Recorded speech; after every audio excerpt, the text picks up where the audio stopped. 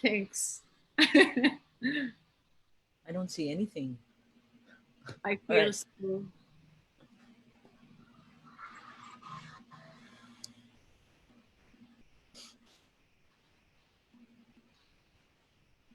Okay. Hello, everyone. Good afternoon, and welcome to hashtag Grow Her Games, session 11, a glimpse into the coaching approach of women's football in Hong Kong. Today's another very special session because we have with us Claudia Perrine, the head of marketing for the PFF, and budding journalist herself. Thank you, Claudia, for covering. Hello, welcome. Hello, thank you. I'm not Natasha, but hello. Today, I have the pleasure and the honor to introduce our first international coaching guests. Normally, it's the job of my partner, but today, I guess I will take on the.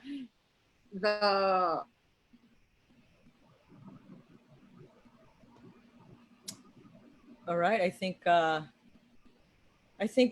Belay has a bit of technical difficulties, which I don't think people in Hong Kong have that. No, Coach Betty and Coach Wing. All right, why don't I introduce? You guys have glowing CVs. Coach Betty. Do introduce yourself. You have a long list of qualifications and coaching. There's Belay. We lost you for a bit, Belay. Yes. Yeah. Okay. It's the connection. Yeah.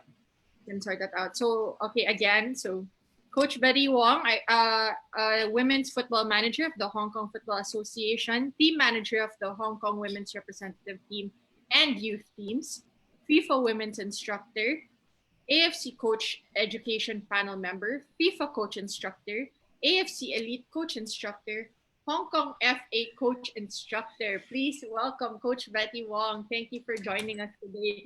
And hello. Just stating all your qualifications, Coach. Thank you for joining us today. Thank you for your invitation also.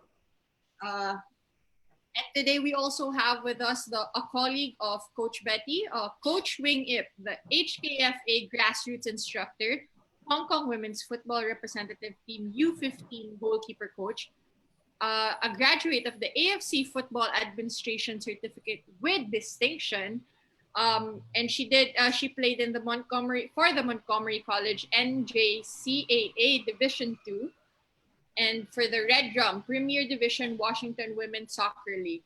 Wow, these are quite mouthfuls to say, coaches, which just goes to show how accomplished our guests are today.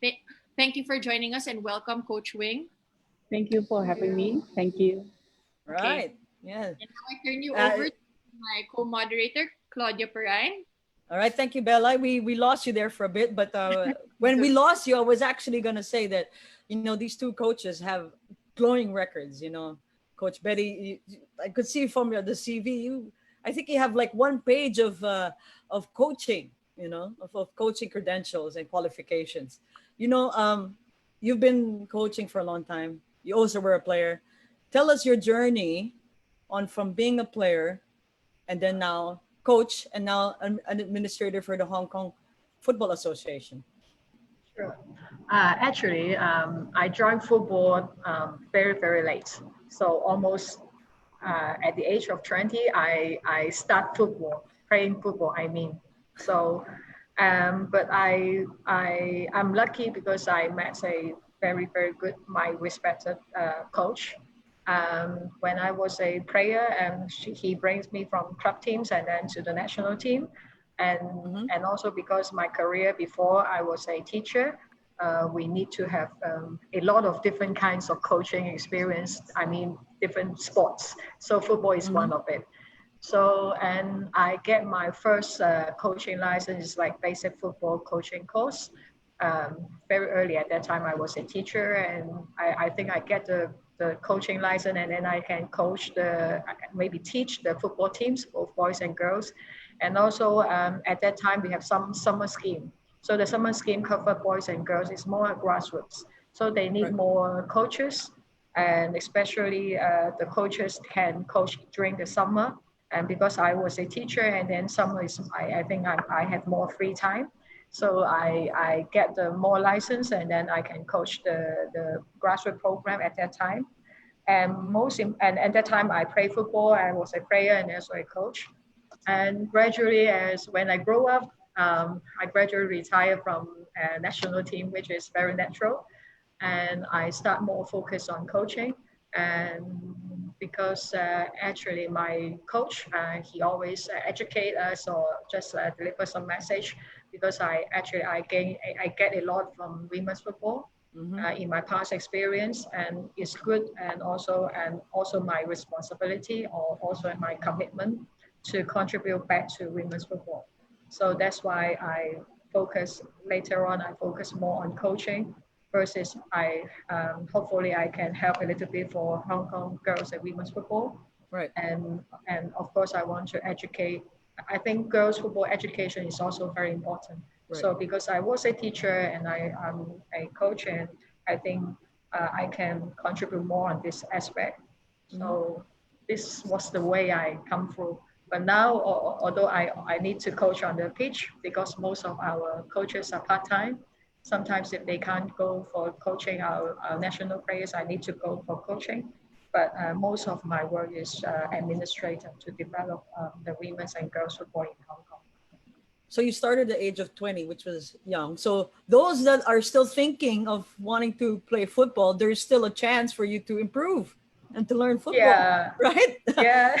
Yes, right. So I mean, a good example is Coach Betty. So you were 20 when you first started football, right? And then you were a player. Yeah. You mentioned your coach was supportive of you being, your pathway Yeah. to coaching. But what was Yeah. there an incident or a time when you were playing and said, you know what, I want to teach grassroots. I want to be a coach. I want to be a teacher. Was there something that epiphany, in your mind said, I want to go that path? For me, it's quite a natural process because maybe I was a teacher and I always, every day I coaching the girls and boys teams. And also because I got a club teams also when I first coaching. And also I have another good role model you can see on the left side. Yes, yeah. Okay. And that coach, I think she inspired me a lot because she was a captain before national captain, and Right. she inspired me a lot. She was a good model of the coach. So in certain extent, I really want to try to get her as my role model and my also she inspired me a lot. Focus on the coaching career. But actually, it's not career for me at that time because I can say for me, I coach almost my coaching experience. I almost did not get any salary. Yeah, only for volunteer. Only for when I coach for the summer scheme, I got the allowance, but it's only limited. But when I coach the club teams, I never get paid. But this is what I really want to do. So for me, it's quite a natural process because I every day I involve in coaching. Yeah. So as the cliche goes, it's really for the love of the game, right? Yeah. Yeah. Sure, I All think right. so. All right. So why don't we go to you, Coach Wing? Tell us your journey about your coaching. You have a different, you teach goalkeeping, right? Yeah, That's a different coaching from those that are on the field. So tell us on how your road to coaching was. At the beginning, I played football. I start younger, maybe 9 years old, but I skip on and off from football to other sports. And then I played club football around 13 years old. And then the first under 19 selection of the Hong Kong team. So I went to selection as a field player. And then the coach asked, oh, who want to be a goalkeeper? And no one raised their hand. So I raised my hand. I become a goalkeeper. And then I represent Hong Kong in the Right. and the senior level. And at that time, I'm interested in coaching, but not extreme. So I just got my basic license and try to coach the kids. And then later on, I go to overseas study, and then I come back to Hong Kong, and I start involved in the women's football. And I think I remember that when I was a player, we don't have goalkeeper coach for the clubs. and even the youth development program. So I was thinking, maybe I can be that person that can coach the girls at a very young age. So I restart my coaching license and get the goalkeeper coaching license and start involved in the representative team, mainly for under 15 girls. Right. So tell us how it is to actually, coach a goalkeeper. It's different. It's different when you're in the field, from the field, because you were also a field player, right? And then you just raise your hand. What inspired, number one, what inspired for you to raise your hand? Maybe, there was something that said, I think I want to be a goalkeeper someday. And then, as coaching as those that want to be, protect the ball from coming in the net. Yeah, I think because it's kind of natural, because I was involved in the different circumstances for the team. Okay. And then and I think, I'm pretty good at this because I'm not afraid of the ball. I have good reflex. And then when no one raised their hands in the selection, and then I said, maybe if I'm a goalkeeper, I can get selected. So I was like, okay, why not go for it? So that's a very that's very good. Yeah, and actually, this is my position, because in Finland I can't find my position. Oh, okay. So raising your hand actually, determine your destiny of becoming a goalkeeper coach. So back to my question earlier, how is it different from, coaching as a goalkeeper or on the field? I think the main difference is that you only have few players to work with, mainly like four players, and then for our field coaches, you have like 20 players sometimes. So as a goalkeeper coach, we need to think about the individual differences, because they are very different individually, and also for especially for under 15 girls, the psychological and the mental care is very important, because they will make mistakes. They will have more pressures to stand in the goal. So to take care of that is very important, and always give encouragement and motivation. And the other very important things to know is how to cooperate with the head coach and the assistant coach, to try to cooperate the team tactics and how they play into the goalkeeper training, and make sure the goalkeeper can deliver that when we are playing. Right. You mentioned something very interesting. As a goalkeeper, there is a different way to coach the mental aspect, because when you play football, sometimes most of the fault goes to the goalkeeper. So as a young, a player that wants to grow up and wants to be a goalkeeper, how do you help them go through that mental aspect or toughness that they have to face? I think one of the most important things is to teach them how to analyze the reason of the goal conceded. So I will tell the girls, never be one person's fault. So we need to know why the balls go in. Maybe it's the defender, maybe it's the midfield, maybe it's the opponent. They have a good shot and you can do nothing. And then also the other important thing is that let the other players, like the outfield players, understand also the reason behind that goal conceded, so that they can discuss and to have a better understanding to each other. And right. So to let the burden get off from the goalkeeper. Yeah. They have a lot to carry on in terms of mental, the aspect of the game. Now let's talk about mental toughness. All of us, Philippines, Hong Kong, in the States, we went through, or we're still going through what we call the pandemic, right? And sports, as we know it, stopped, right? And I believe your administration or your association also had to stop football training, But how did you guys cope up with training? I go back to you, Coach Betty, and as an association, how did you help the coaches, your players go through this pandemic during the lockdown? It's really a very typical situation, especially in Hong Kong, because I think we have the lockdown in January. Is it in January? Yeah. So we are one of the early city. Right. with the spread out of the COVID-19. And at that time, I think we just think, we don't know the time will last for so long.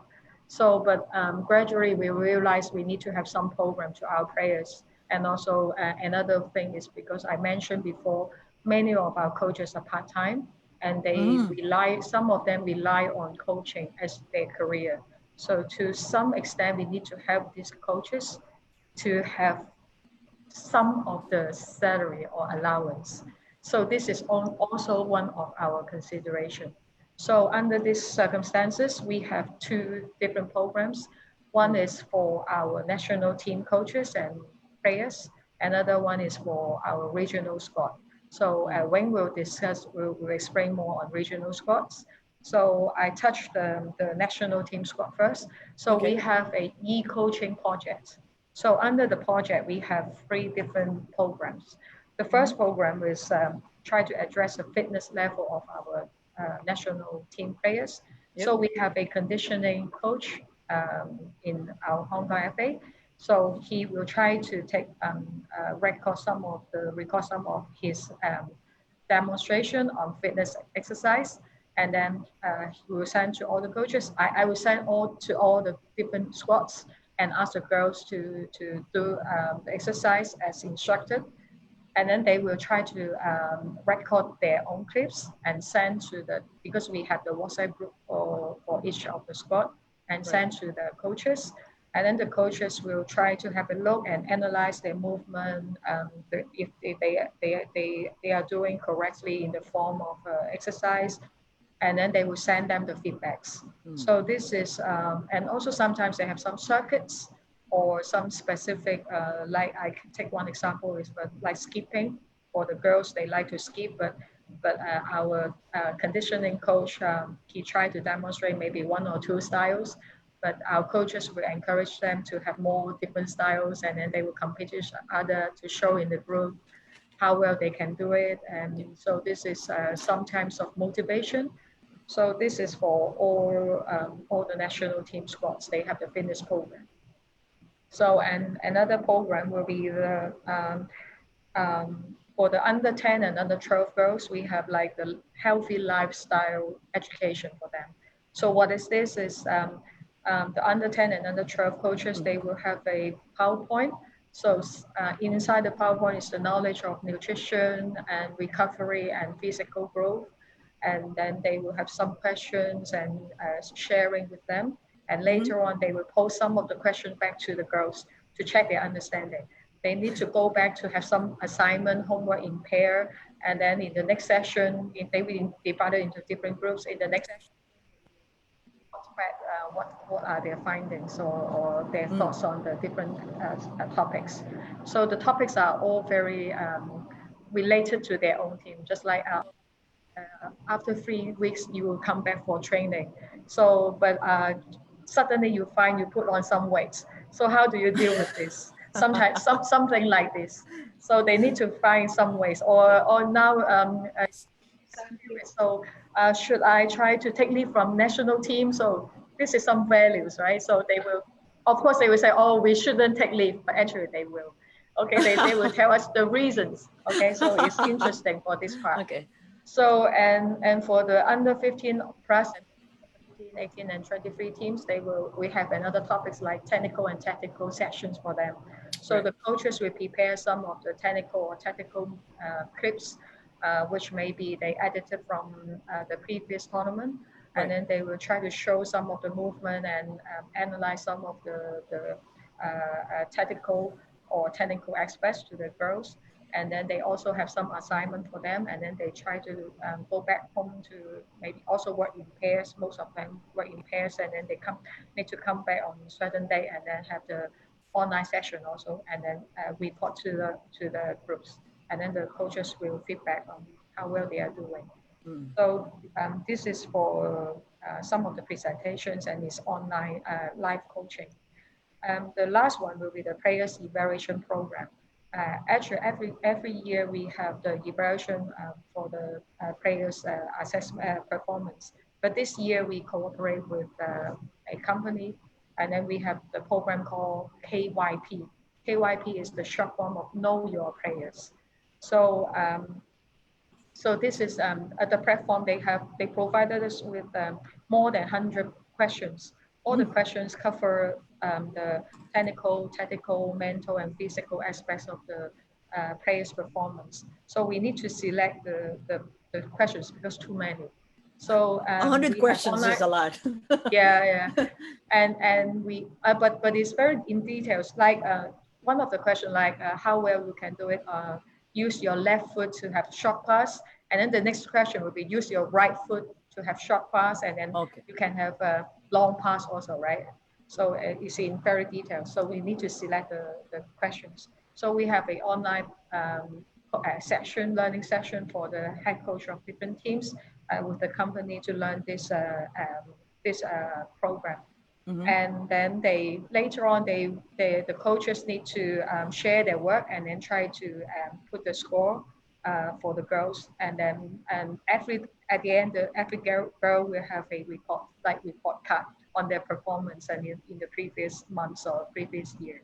So this is the evaluation program for the players. So for the national team squads, we try to keep the coaches and the players close, even they don't have the coaching, and also try to always remind them, even during the lockdown, they need to keep themselves fit.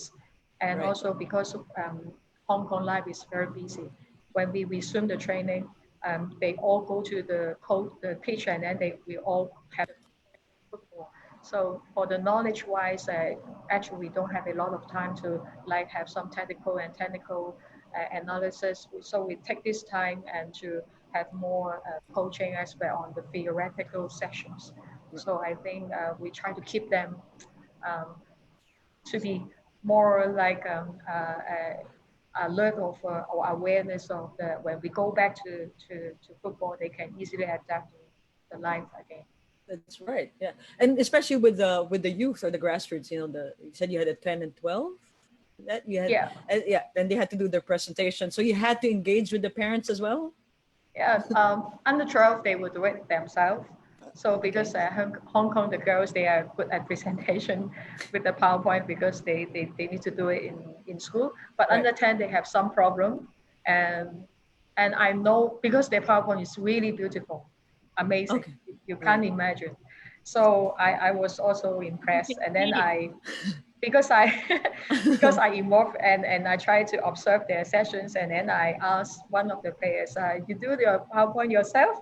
And then she said, with my parents together. She said together. But Okay. lucky I checked, she actually understand the content. That means they really discuss themselves and then do the PowerPoint instead of only by the parents.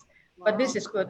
For me, I didn't care about this, but the only thing is they contribute and also involved in discussing the questions and go through the topics. I think this is important. That's actually what I wanted to hear from you, because not only is it just the coach and the student or the player, it's but the coach and the parent. So the parent can also understand what's happening with the player. Yeah, Right? sure, yeah. Right. Yeah. Okay. Now, so you mentioned earlier, you said you had questions, 100 questions, and one of the questions was long pass, short pass. Coach Wing, how do you teach skills? I've been to Hong Kong. I went to a place on my friend's place. It's not that it's not that big to like throw football. If I probably kick a ball, I'll probably break their TV. So how did what was your action plan in terms of skill training with your players? For goalkeepers, we already have a WhatsApp group before the pandemic because there is any technical or knowledge that I want to discuss with my players. So I use that group, and then I make a little program for the goalkeepers. And 10 to 15 minutes is more like a mobility and ball feelings. Play the ball with the hands. You have the wrist, fingers, and then trying to have them have the ball instead of doing the fitness program. So I think it's good for them to get more sense of the ball. Right. And are you preparing now to get into physical training? We already start last week Okay. for the youth team. Yeah, the under 15 and the 18, and And all. how was the re-entry of the players? They were raring to go and looking to play football. Yeah, I How think was their thoughts? Yeah. they're excited. Everyone wants to come out to play, like, because we have a exam period during these 2 weeks, but they still want to come out, like compared to the before the pandemic. So all the players come out, and I think for the goalkeepers, they are ready. Of course, the intensity will not be that high, just more like catching, more repetition, and get the feelings back. But I think in terms of the footwork, or like the agility, because Mhm. maybe because of the physical program we have been doing with the girls, I think they are pretty good shape to go back to the training. Okay.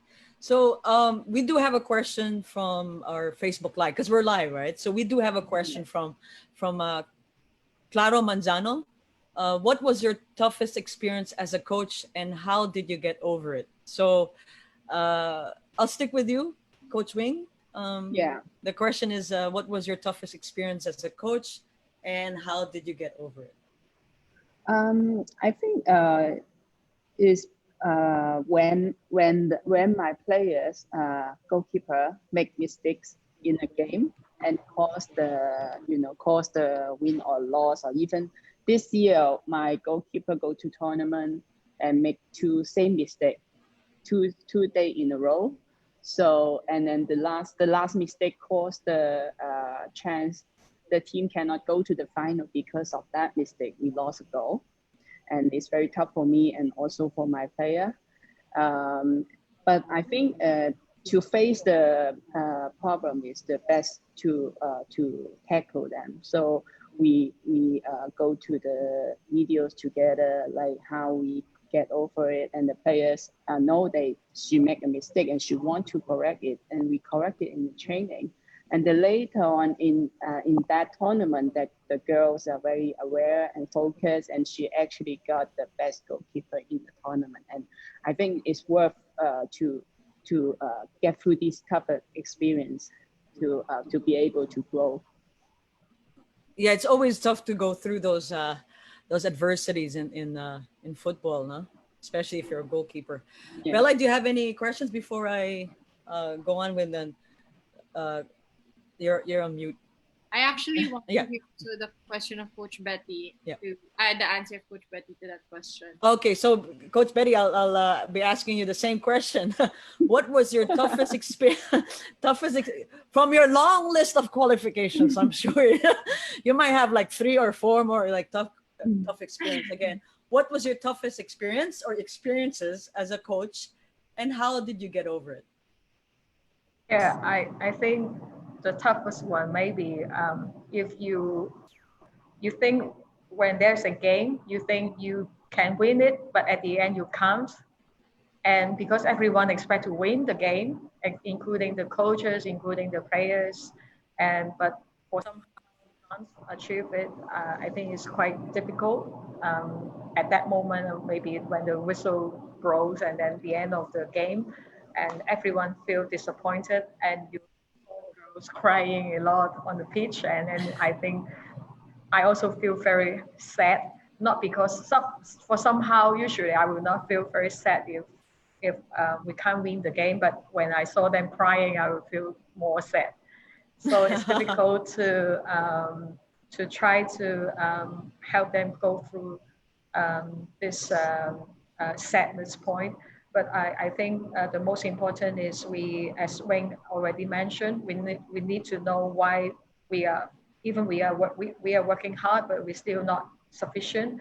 We need to work even more harder or to overcome or some of the scenario and then get it better and better and to be more perfect in the game.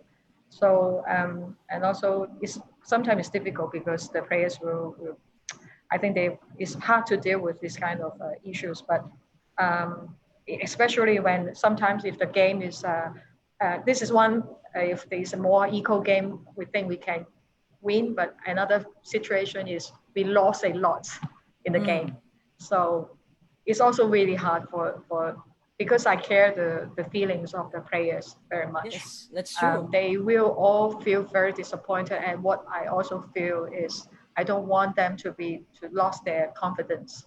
So I think it's very important. At the end, we need to talk to them and encourage them, inspire them. So, and also try to analyze our own performance. So we need to look forward and think forward. So another issue is it's difficult to to tell or to educate the parents sometimes. So what I say because I also deal with the young teams.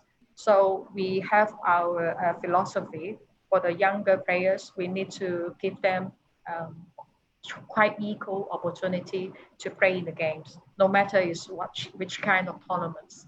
So sometimes maybe we know if we put the best players in most of the time, minutes of time, maybe we can win the game, but we also need to address those who are less ability. So we need to put them onto the pitch, and then sometimes some parents may feel, why the coach do this and that. But Yes. I think we need to educate the parents, and I'm lucky the parents now they all know our philosophy, and then I think they are all supportive to our thinking.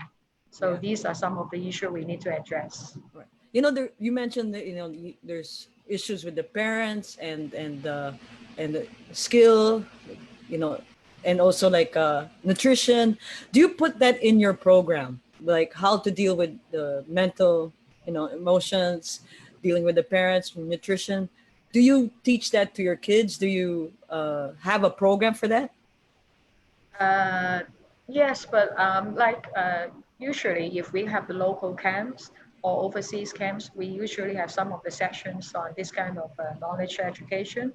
And every year we have the workshop or meeting with the parents to communicate with them with our thoughts, how to develop our girls, how to educate our girls, not only on technical, but also to be a full person's growth.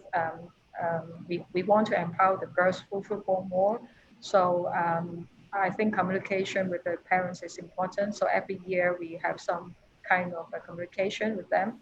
And for the education of the girls on nutrition or whatever. So because actually we have limited time of training. So during the regular training, we seldom have this kind of time to educate them. But for sure, every year we have the local camps or the camps, overseas camps. So we have sometimes we will touch this kind of topics. And from last year onward, we also try to, because we have gym session for the girls also. So the gym session only take maybe 20 or 30 minutes. So we try to sacrifice one gym session, and then we have the nutrition education for our under 12 girls. So I think this is one way to educate the girls through our program. Yeah, so it's a good program to interact also with those not just the players but those that are also influential around them, no? Yeah, especially the nutrition. You know, it's not the girls cook the dinner or prepare the You don't- meals, right? We need to educate the parents actually. So That's when you true. see what they have for the snacks, so they will. I think the first one we need to educate the parents themselves. Yeah, all right. Yeah. About you, Coach Wayne, do you agree that dealing with parents is one of the most important things? Do you have a good relationship with your players and the parents of your players? I think it's very important to have the support of the parents. When we have tournament in China last year, many parents come and support. Sometimes they just come for one day and then go back. But they also deliver some food for the girls. Okay. So and they are cheering for the girls, and they're very supportive. And some parents will also do photos for every players of the teams. And then I think it's very important to involve the parents, because in Hong Kong, study is the first priority rather than anything. So it's important to have the parents involved. Yeah, and I believe that coach is influential. They say that there's two words that are influential in the players. It's coaches says, right? So if a coach tells you to eat don't eat junk food, they could go to their parents, but coach says not to eat, right? So it's very influential, and both of you are influential in the, you know, the Hong Kong Football Association. And we would like to know, what is the overall structure of women's football in Hong Kong? Any of you would like to answer? Okay, maybe I start first. Okay. Actually, it's very, if you talk about Hong Kong women's football history, it's a long time, very, very long time. But be honest, before it's not, women's football is not under Hong Kong FA. So only around 7 years before, because of Project Venus, Hong Kong FA take over the women's football. So we have, at that time, we have a full-time women's football manager. That is my position, to try to develop the Hong Kong women's and girls football. So I think this is important in the structure. We have a full-time staff, and now we have together 5 full-time staff and 1 part-time, specifically only work on women's football and girls development. So of course, including the grassroots and also the development. So we have the grassroots development, and also we have the elite development, and in between we have the club support, something like that. So maybe Wing will talk about the grassroots first, and then I will come back for the elite development. Okay? Sure. Yeah, the grassroots mainly is first is the regional program. The second one is the school program. So for the regional program is based on the region. So we have 5 regions and 3 age group, under 11, under 14, and under 18. Each region will have 1 team for each age group. Is about around 250 in total for players. And then they have training once a week, and also game days. And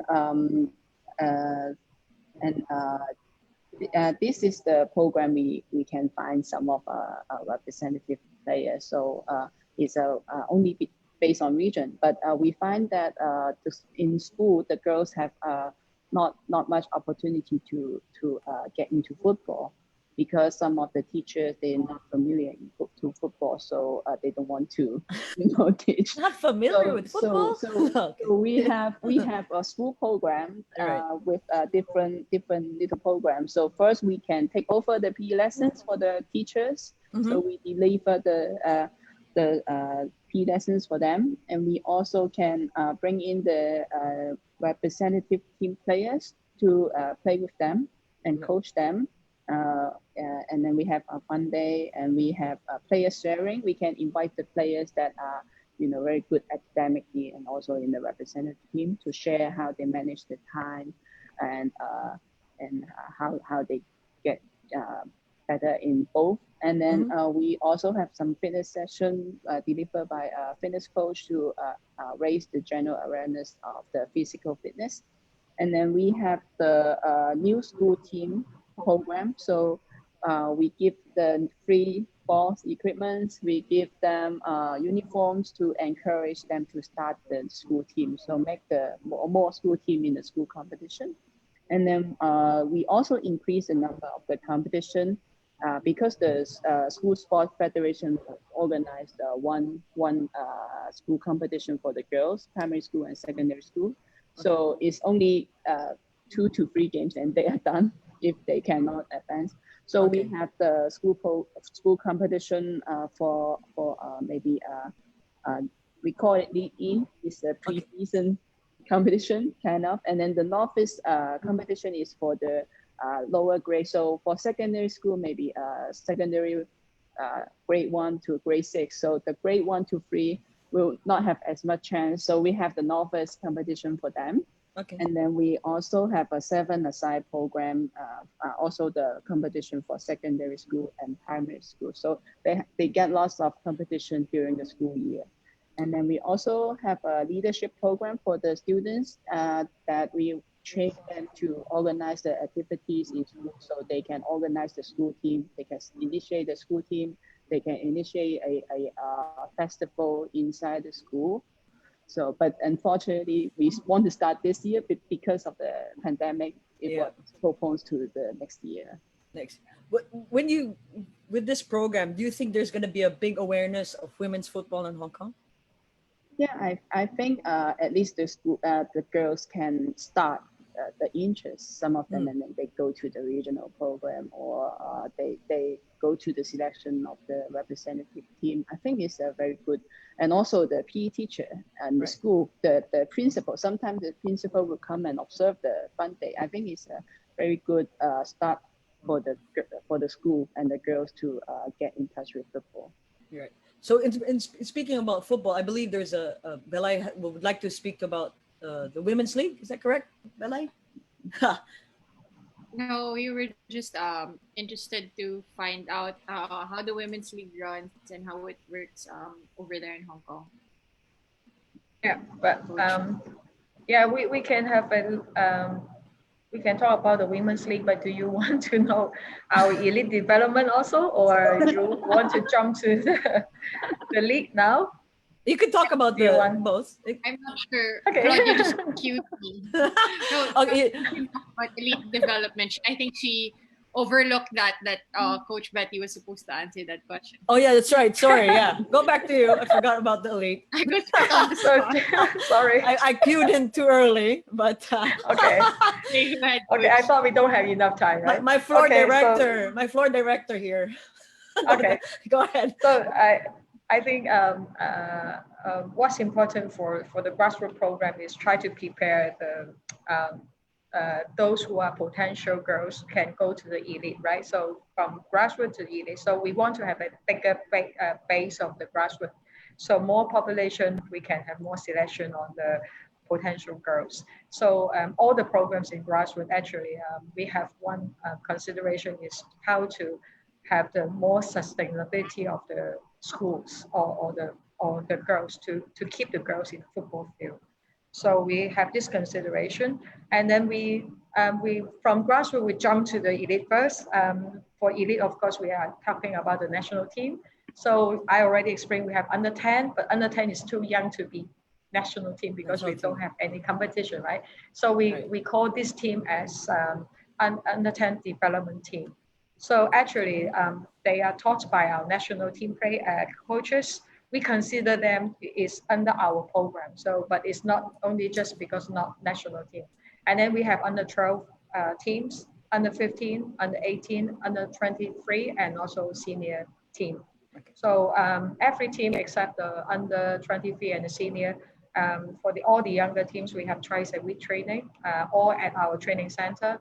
I think it's good because now we can fix our training time and also venue. So it's more convenient for the players and coaches and also the parents to arrange the training time for the girls. So or apart from the regular training, we have local camps, or for the senior we have overseas camp. So of course we will attend possibly every official tournaments from AFC, EAFF, if Philippines, if we invite us, we will come. Also, if we have budget, something like that. So this is our elite program. Right. Of course, we have the workshops for our national coaches to try to develop them more. And because the players come from the clubs, so in our planning, we need to support the clubs more. Now, because our clubs also struggle on to have the regular training for the girls, but you know the quality of the club training will affect the national team quality.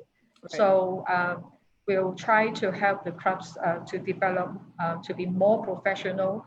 And in our planning, we want to have club license, but it's not the serious club license, but try to help them and develop them gradually from nothing, and then to have some structure or maybe some. I think is important is the welfare of the players.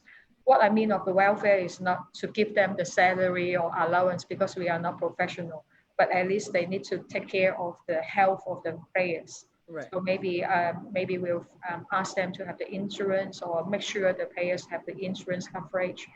I think this is also important. So in the coming seasons, we will have more close relation with the club. And also we're talking about the sustainability of the clubs. So we try to create more, you're talking about the leagues, right? We're talking about if we want them to have more younger girls, because girls mature earlier. So why we take under 10 is the first age group. because if we go to under 12 or even 20 like me, it's too late. Although I can improve, but it's just limited. Or maybe I'm only exceptional one, right? But 20, but you're Just glowing. kidding. Your achievements is like half a page or more than 1.5 pages. Yeah, but not as a player, right? Ah, so okay. I believe if we can develop them, and the girls can start earlier, then they can have a better development and achievement in the later age. So we hopefully we want the club can absorb more younger girls. So we need to help them, and that's why we create more. We organize more club tournaments for the girls. So for the under 12 or below, we have some mini games competition for the clubs, and also we have you're talking about the league right now. Yeah. So we have the senior UN league. right? Yes. Yes, we have senior league. We have 14 teams in two division 18 in division 1, 16 in division 2. So, and also we have the youth, that means the girls league. We have 9 teams this year, the girls league, but we only have one age group, under 18. We are planning to have an additional under 15 league in the coming season, depending on the budget and the funding. So we are still waiting for the confirmation of the funding. So, and also under 12, all these leagues are 11 aside. For under 12 or below, I just mentioned we have the small sided game like 3 aside for under 6, 5 aside for under 8, and under 10, maybe under 12 we have 7 aside, something like that. Okay. Yeah. We were discussing this the other day when we were prepping, and we just please note that the two-tier league doesn't have school teams. There's no like Wow. university team per se, right? Am I correct? Yes. These are clubs or teams. Yes, they And these are clubs. not school teams. Yeah. Because it's difficult to have got it. maybe university they can.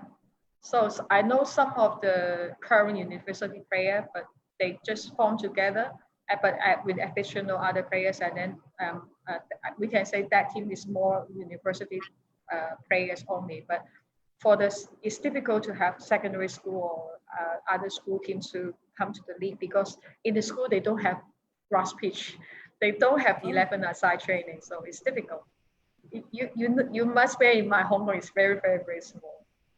So it's difficult. So it's difficult to get the school team to our league, and the level is to make the difference. Yeah. But that still shows a good number of women football players in Hong Kong, considering. Yeah. Can be better, I can say. So in the women's league, do you have also women referees, women coaches, and women match commissioners? Match commissioner, yes, yeah. Not many, but one, I think. I like how they turn to the side and talk to each other. They're in the same office. Yeah, she's next to me actually. We need to work today. Well, you're quite ahead of us in terms of training and work, obviously, because you're able to physically go back to work and physically go back to training. I think we're still waiting for some announcements of our government here if we can go back to work and go back to training. So maybe when we have our friendly games, you'll be more physically fit than our players. So we'll wait another year. We'll wait for a year. Will you invite us? We invite your teams last year, right? Last year. Yeah. Don't you come? Yes. Yeah. So it Next might time be is. better if you invite us again, because I don't know when. Yeah, we don't know yet. I even haven't seen Belay for like 3 months. Only on Zoom. 4 months. 4 months. Yeah, we haven't. So we can't cheat on the answers. She's not beside me. Or... So do you have a question here from Coach Ronald Patulin? Hi, Coach Oni. With regards to the grassroots context, how do clubs contribute to the development structure? What collaboration do the clubs and MAs have to achieve this?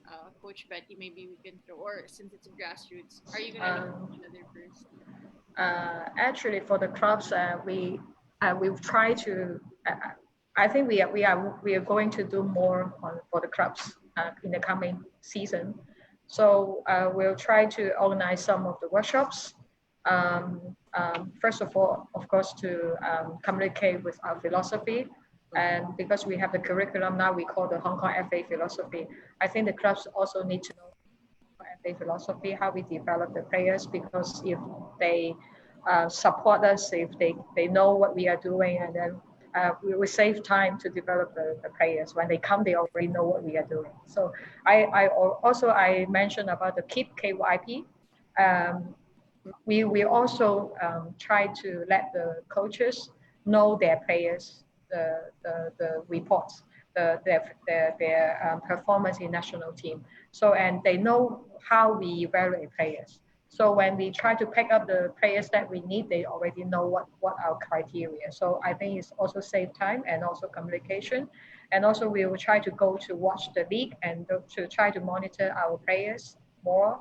And I just mentioned about the club license. So every year before the league starts, we have the team manager meeting, not only for update the rules and regulations and all the administration, but sometimes we can also talk about the arrangement of the following years. Like we will have some standard for the team manager of the coach to bring the teams. So now it's only C license, but we are going to upgrade the level of the coach for the senior team.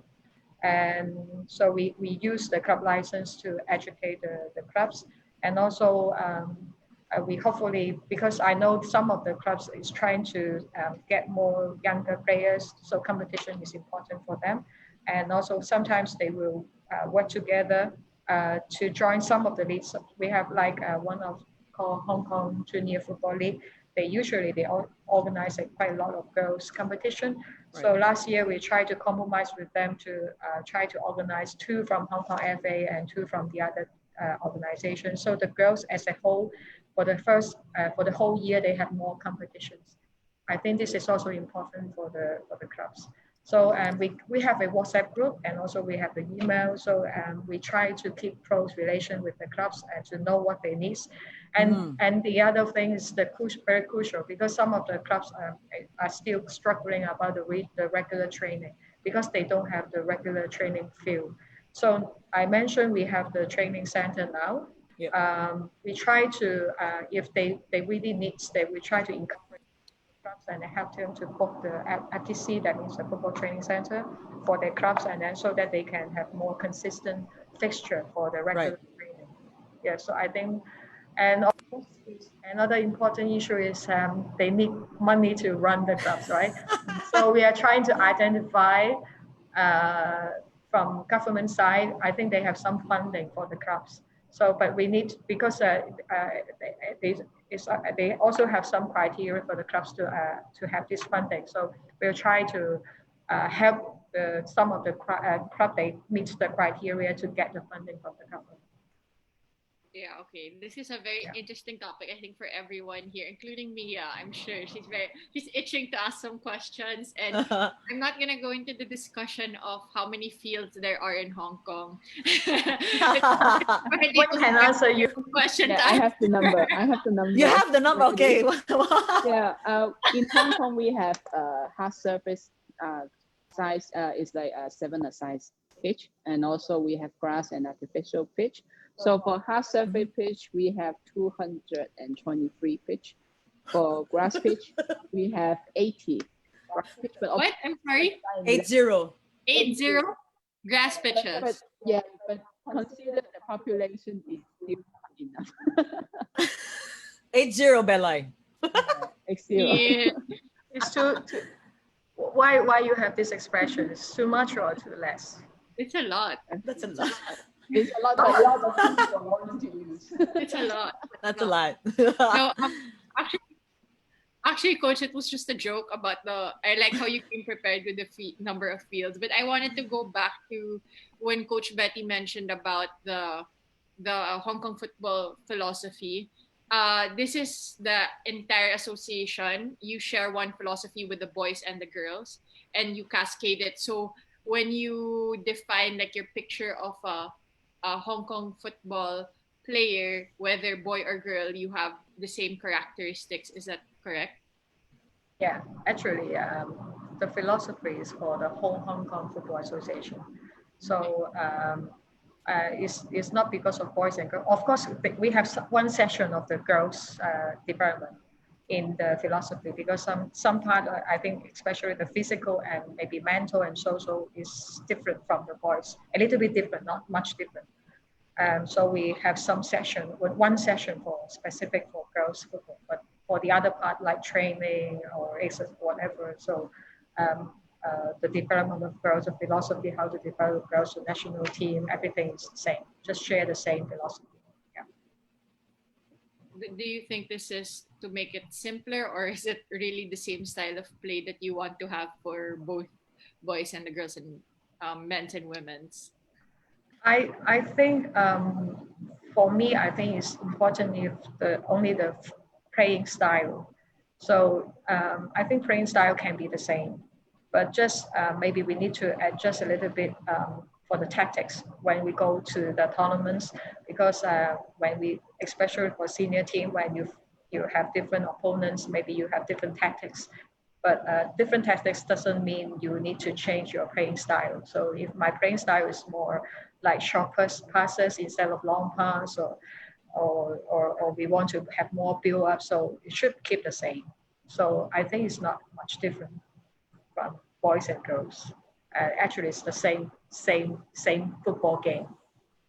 Same football game. Yeah. But women they say are emotional. How do you deal with that with the boys and the? More emotional. Something is not bad, but so that means when we have the coaching, we need to address them more on this aspect. So we need to be more understanding about the girls' emotion. So for the boys, they are also emotional. Some of the boys, right?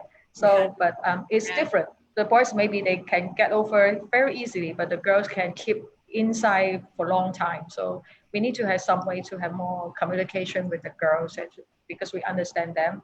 So, and that's why we need to have take care of their emotion when they have this problem. So I think always talk to them. Communication is very, very important. That's true.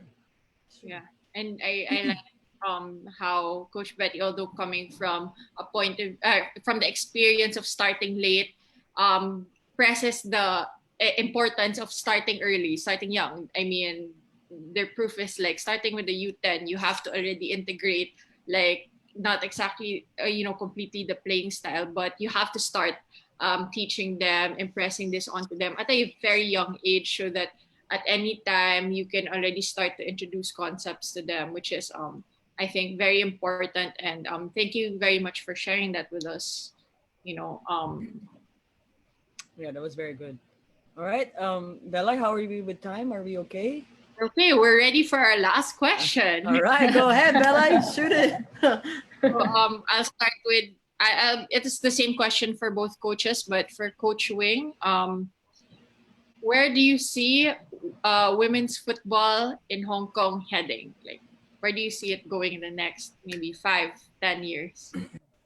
Yeah, I think it's definitely going to a very good way, and the grassroots is doing pretty good. So we expecting more and girls playing football, and the levels of the league will raise. So hopefully we can go to the World Cup sometime, maybe to New Zealand. So you will probably hopefully see you in that World Cup. We can meet in New Zealand. Yeah, one day. Yes. Why not? Why not? Yeah. All right. How about you, Coach Betty? What do you see? What future do you hold, or do you see for the? I feel full of challenges for Hong Kong football, because I think all of you may know there's quick and fast growth of women's and girls football all over the world and also in Asia. Yes. Japan is going to have a professional league, and everyone is improving a lot and more resources putting in women's and girls football. So for me, because I'm in a position to develop the girls and women's football, I feel I need to still spend a lot of energy to fight for the resources, so that we can have more programs. we're talking a lot of the programs, but we still need a lot of resources, including the money and also the manpower. So everything I need to address to, but I'm more optimistic. I feel good. We can all go from before 7 years. We are in this level. I hope we can bring the Hong Kong girls and women's football into the next step. Right. We have our own vision and our target in 10 years, but I write it in our 5-year plan already, but it's not openly announced, so I can't expose this. Oh, you'll this keep target. it secret. You'll keep it a secret. Yes. Is that right? Okay. Yeah. Maybe yes. we'll So see you. Please follow our Hong Kong women's football Facebook. Yes. Our yes. target. All right. There. Okay. Yes. So thank you so much, Coach Betty, Coach Wing. We heard a lot from you. From starting at the age of 20, from starting young, there is always a path to coaching for those that have played, want to work in a football association, or want to coach. And that's what Coach Betty said and Coach Wing say. Coaching is very influential in a kid's life, right? And when they go home, they'll always a child will always say, "But coach says," right? Yeah. Coach says this. So those two important words, is what us inspiring coaches should understand how influential it could be. As you can see for Hong Kong, Belay, we might see them in, the World Cup, right? So it's good to hear from the side of our neighbors that football is also improving. Women's football is also improving, and the Philippines is also doing that. And we have to raise the level of Asian football. The European football is up there, States is up there, and as a neighbor, as our, we're just an hour and 30 minutes away from us. We as neighboring countries, Southeast Asia, we should bring it up and help each other. So with that, I would like to thank you for developing a lot of our youth, and youth women's players. And Belay, closing remarks. Yeah, so when we do like a lot of research and just like an analysis of where the talent is and where the girls or the boys, for that matter, the players are improving, or they're making a name for themselves in terms of teams, you always find like a good coach or a good leader leading the way and making sure that the products in that area or that country or whatever it may be, as they're always moving forward. And I think it's clear this afternoon that we will be seeing the Hong Kong girls making great strides pretty soon, because they look like they are in very capable hands with Coach Betty and Coach Wing, and I'm sure we will see more from them. And we are very grateful that they graced us with their experience, expertise, and their time this afternoon. And maybe this afternoon they're honorary Filipinas, because our Filipinas Football Forum at home, but they're in the office, so maybe the title today doesn't fit. But thank you for joining us for session 11 of #GrowHerGame Filipinas and women coaches from Hong Kong Football Forum at home and in the office series this afternoon. And we'll see you again next week with a regular session. Thank you everyone for joining us this afternoon. Thank you. Bye.